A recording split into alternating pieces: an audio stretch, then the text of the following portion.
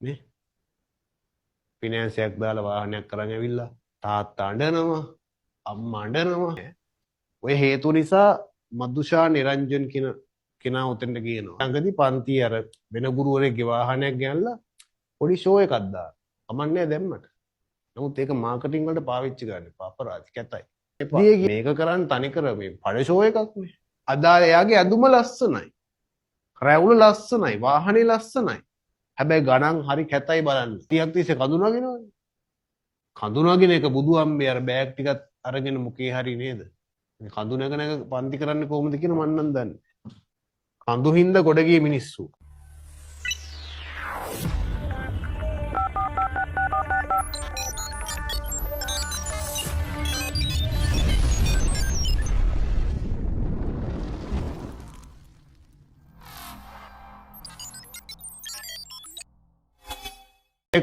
මේ math science physics bio කිසිම ගුරුවරයෙක් කරන්න නැති වැඩක් එක්කෙනෙක් කරනවා ලොකු විනාශයකට යන්නේ නම වශයෙන් ඕනනම් කියන්න.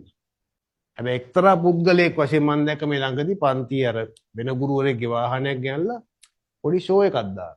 කමන්නේ දැම්මට. නමුත් ඒක මාකටිං වලට පාවිච්චි කරන්න එපා. අපරාධ කැතයි. දී කියන්නේ හරිද? කුරුණෑගල පැත්තේ එක්තරා පුද්ගලයෙක් විසින් මේ විෂය පහතට දාලා ලංකාවේ කෙමිස්ට්‍රි එක ගුරුවරයෙක්වත් නොකරපු දෙයක් ලංකාවේ එක කම්බයින් මැත්ස් ගුරුවරයෙක් කරනවා. කුරුණෑගල ඒ ගුරුවරයාට කියන්නේ මේ විෂය බාල්දු කරන්න එපා. මේක කරන්න තනිකර මේ පඩ ෂෝ එකක් නේ.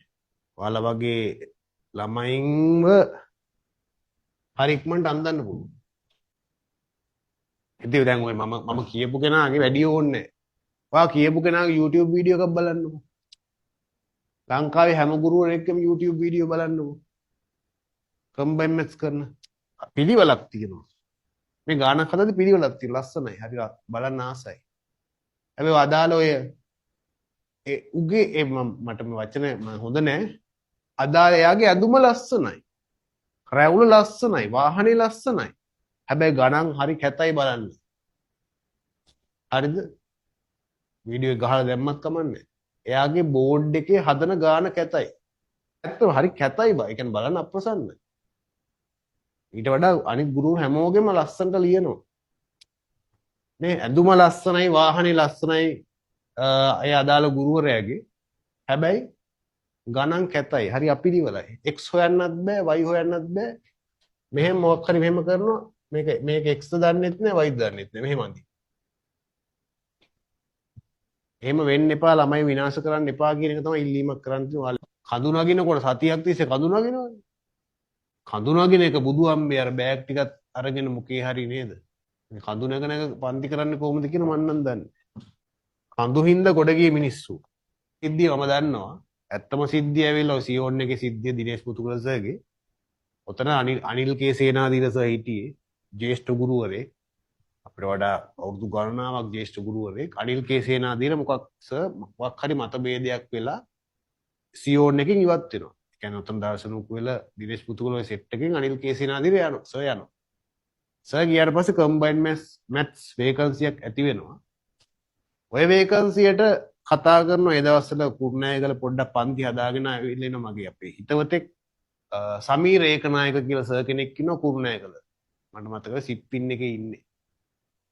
සමීර ඒකනායක සර්ට කතා කරනවා. නමුත් සමීර ඒකනායක සර් සිප්පින් එකෙන් යන්නේ නැහැ. ඔය හේතු නිසා මදුෂා නිරංජන් කියන කෙනා උතෙන්ට කියනවා. කියනවා දිනේෂ් පුතුගල සර්ගේ කැමරා අම්පන්න ඔක්කොම සියල්ල යාට දීලා පන්ති කරගන්න දෙනවා.